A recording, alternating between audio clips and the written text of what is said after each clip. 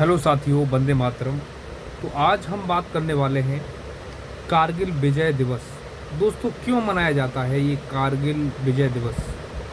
तो मैं आपको बता दूं कि ये जो कारगिल दिवस है, ये एक भारत और पाकिस्तान के बीच में लड़ी गई एक लड़ाई थी, जो कारगिल नामक जगह पर लड़ी गई थी।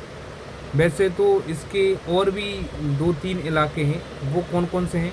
तो वो हैं कारगिल, द्रास और बटालिक और टोलो लिंग।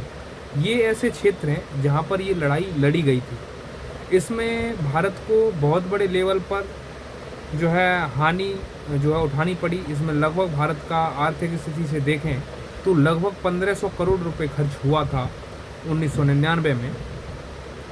इसके अलावा भारत के 465 जो जवान थे, अधिकारी और सैनिक मिलाकर, वो जो है शहीद हुए थे।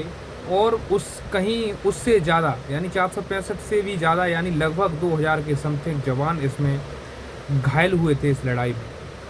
अब मैं आपको बता दूं कि ये लड़ाई कब हुई थी। तो ये लड़ाई 1999 में हुई थी, 26 जुलाई 1999।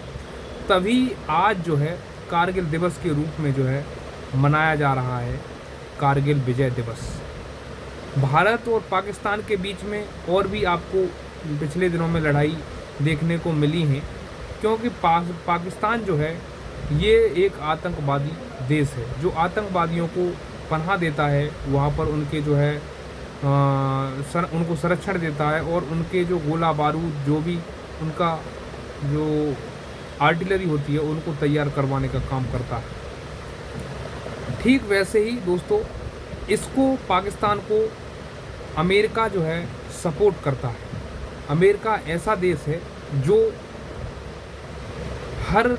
जो बड़े देश हैं, जो प्रमुख देश हैं, जैसे चाइना है, रसिया है और इंडिया है, ऐसे देश जो उभर कर अपनी अर्थव्यवस्था को जो है बहुत तेज़ी से आगे बढ़ा रहे होते हैं, उनको ये रोकने का काम करता है।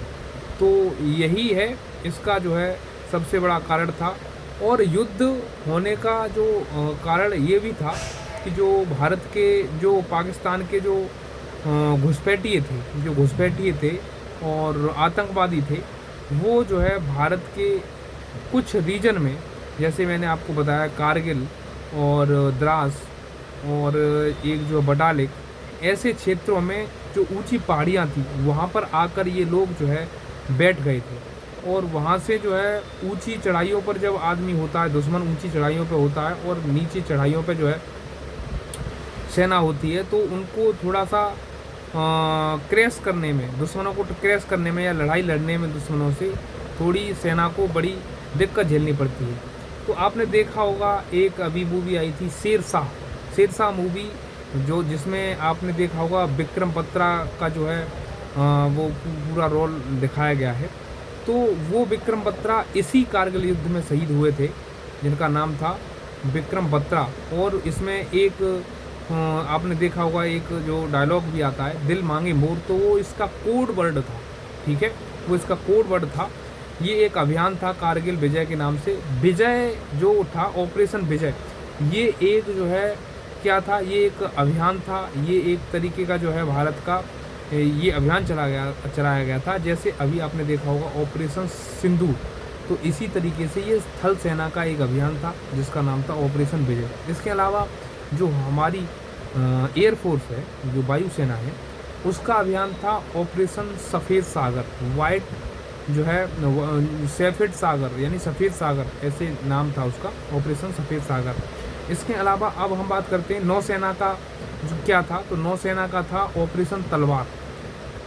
तो भारत का बहुत बड़े लेवल पर ये युद्ध लड़ा गया था, जो इसमें जो है कई मैंने आपको हिल एरिया बताए, वो वहाँ पर जो है इनको लड़ा गया था। तो इसमें कई प्रमुख जो है शहीद हुए थे, हमारे जो क्रांतिकारी जो शहीद हैं, वो कई फौजी जवान मारे गए थे। इसमें प्रमुख अधिकारियों की मैं बात करूं, जिनको बहुत बड़े बड़े जो है सम्मान मिल चुके हैं। जैसे एक हैं कैप्टन विक्रम बत्रा, वो भी जो है इनका एक कोड वर्ड था ये दिल मांगे मोर। इसके अलावा अगले हैं आपके लेफ्टिनेंट मनोज कुमार जो पांडे, ये भी जो है इसमें सब शहीद हुए थे। एक थे ग्रेनेडियर योगेंद्र सिंह यादव, इसके अलावा राइफलमैन संजय कुमार भी इसमें शहीद हुए थे। अगर मैं जो है ये सब जो है क्या है, ये सब परमवीर चक्र विजेता हैं, इनको मरणोपरांत जो है परमवीर चक्र दिए गए हैं। इसके अलावा ये जो 26 जुलाई और 1999 का जो दिन था, उसी दिन भारत ने विजय की घोषणा की थी और जो पाकिस्तान के 4000 सैनिक जो थे उनको जो है सरेंडर करना पड़ा था। और ये बहुत ही एक तरीके से खुशी का दिन था, स्वाभिमान का दिन था। लेकिन इसमें हमारे जो शहीद जो थे, जो हमारे जो जवान थे, जो हमारे सैनिक थे, वो इसमें बहुत ज़्यादा मारे गए थे, तो इस बात का एक दुख भी था। तो कुल मिलाकर जो है आपको पता होगा, इसीलिए ये आज दिवस आपने देखा होगा, बहुत सारे होर्डिंग बैनर आज आपको देखने को मिल रहे होंगे सोशल मीडिया पर। तो इसका मुख्य वजह जो है यही था कि ये बहुत बड़े लेवल पर जो है युद्ध लड़ा गया था। सबसे बड़ी बात मैं आपको बता दूं कि ये जो पाकिस्तान से जितने भी युद्ध होते हैं उसके बाद भी युद्ध हुआ है। अभी भी आपने देखा होगा पिछले साल पहलगांव का युद्ध हुआ था, लगभग उसमें 26 लोग ढेर हो गए थे, हमारे आतंकवादियों ने मार दिया था उनको, बड़ी बेरहमी से गोलियों की बौछार कर दी थी उनके ऊपर।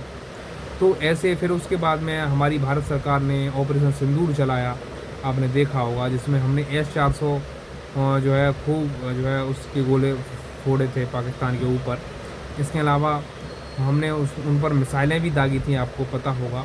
और उसमें क्या है ना कि पाकिस्तान के कई जो है जो एटम बम जो होते हैं, परमाणु बम जो होते हैं, वो भी लीकेज कर गए थे। तो उसमें भी आपने देखा होगा, तो उन्होंने कुछ बोरोन के जहाज़ वगैरह या फिर सल्फ़र वगैरह मंगाकर उनको जो है सही किया, उनको जो डिफ्यूज़ किया है उनको। तो ऐसा और पाकिस्तान ने ये गीदर धमकी भी दी थी कि जो है हम जो है मिसाइल दाग देंगे हिंदुस्तान के ऊपर। तो जो है ऐसी, तो फिर पाकिस्तान ने जो है अमेरिका का संरक्षण लिया जब हिंदुस्तान भारी पड़ता है, आपको पता होगा। क्योंकि अगर पाकिस्तान पूरी जो लाइन है, जो पूरी जो सीमा रेखा जुड़ी हुई है हिंदुस्तान से जितने बीच में, तो अगर पूरी रेखा पर जो है लड़ेगा अगर पाकिस्तान हिंदुस्तान के साथ में, तो 4 दिन से ज़्यादा उसके पास जो है उसको नहीं लगेंगे। और वेलकम स्पेशल एजेंसी तो ऐसा बताती है कि 3.5 दिन में ही वो पाकिस्तान ढेर हो जाएगा, उसके पास कुछ भी नहीं बचेगा।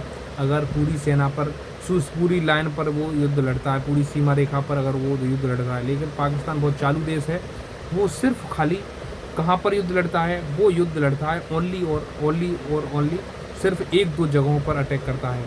जैसे कि जम्मू कश्मीर के रीजन में ही आपको देखा होगा, वहीं पर अटैक करता है, नहीं तो राजस्थान में भी जुड़ा हुआ है, गुजरात तक पाकिस्तान जुड़ा हुआ है, इसके अलावा ऊपर पंजाब में भी जुड़ा हुआ है। लेकिन वो जहाँ पर अटैक करता है वो सिर्फ जम्मू कश्मीर का एरिया होता है, वहीं से जो है घुसपैठिया जो है अंदर एंटर हो जाते हैं। तो ये चीज़ें आपको जानने को मिली होंगी। तो ये सबसे बड़ी बात है कि हम जो चीज़ें हैं, हम क्या करते हैं कि हम विदेशी चीज़ों को जो खरीदते हैं वो हम खरीदना हमें बंद करना चाहिए। जैसे अमेरिका का जो भी सामान, अमेरिका की कंपनियों का, जैसे आपने देखा होगा कि बहुत सारे हमारे भाई जो हैं जो रिसर्च करके सामान लेते हैं, तो आप ये भी रिसर्च करें कि जैसे प्राइस देख रहे हैं अभी किसी चीज़ का, तो ये भी देखें कि ये कौन सी देश की कंपनी है और किस कंपनी का आप सामान खरीद रहे हैं। जब कोई ऑप्शन नहीं बचता, मान लो आपको टेक्नोलॉजी के माध्यम टेक्नोलॉजी में अगर कोई सामान खरीदना है, टेक्नोलॉजी का कोई सामान खरीदना है, तब तो ऐसा हो सकता है कि वो चीज़ें अवेलेबल ना हो उतने अच्छे रिसोर्सेज के साथ, फीचर्स के साथ, तो आप उनको परचेज करिए। लेकिन इसके अलावा अगर कोई ऐसी चीज़ें खरीद रहे हैं आप जो भारत की कंपनियां भी बेच रही हैं जिस चीज़ को, तो आप भारत की कंपनियों के ही सामान खरीदें। और अगर भारत की कंपनियों के नहीं खरीद सकते या फिर वो जो है अपॉर्चुनिटी नहीं है, तो फिर जो है किसी ऐसे देशों की कंपनियों के सामान खरीदें जो अमेरिका से अलग हैं। क्योंकि अमेरिका और चाइना, ये दोनों देश हैं, यही भारत को आगे चलकर टैकल करने वाले हैं। क्योंकि भारत अब ऊंचाइयों को छूने की जो है कोशिश करेगा, कोशिश भी कर रहा है और आगे भी करेगा। लेकिन उसमें समस्या यही है कि जो हमारा जो भारत देश है ये उभर कर तो आए, लेकिन इसमें कुछ नेताओं का भी हाथ होता है कि ये जो है पैसा खाकर चीज़ों को यहाँ पर जो है गड़बड़ कर देते हैं। तो ये नहीं करना चाहिए। तो अब देखते हैं आगे क्या होता है। तो सबसे पहले तो मैं यही कहूँगा कि अपनी स्वदेशी चीज़ों को खरीदें, स्वदेशी कपड़ों को खरीदें, खादी के कपड़ों को खरीदें। खादी का अभी ट्रेंड चल रहा है, और हाथ की बनी खादी खरीदें। जो दवाएं आप खरीदते हैं, दवाओं से बचें, ज़्यादा से ज़्यादा तो मैं ये कहूँगा बचें दवाओं से। और उनको अगर करना भी है तो देसी दवाएं यूज करें जो आयुर्वेदिक होती हैं, ठीक है, उनको यूज करने की कोशिश करें। ऐसे बहुत सारे नुस्खे होते हैं जैसे हम अपना जो है बहुत सारा चीज़ें सही कर सकते हैं, तो उसको करिए आप। इसके अलावा और भी चीज़ें हैं। तो सपोर्ट करने के लिए सबसे मैटर यही है कि जो चीज़ें भारत में अवेलेबल नहीं है, जो भारत का पैसा इससे अमेरिका या चाइना को जा रहा है, उसको रोकने की कोशिश करें पूरी तरीके से, और अपने जीवन को कम ज़रूरतों के साथ में आगे बढ़ाएं। जितने बहुत ज़्यादा ज़रूरत की चीज़ें हैं उन्हीं में इंक्लूड करें अपने आप को। अगर जिन चीज़ों की जो बहुत ज़्यादा ज़रूरत नहीं है तो उसको जो है उसमें इंक्लूड ना करें।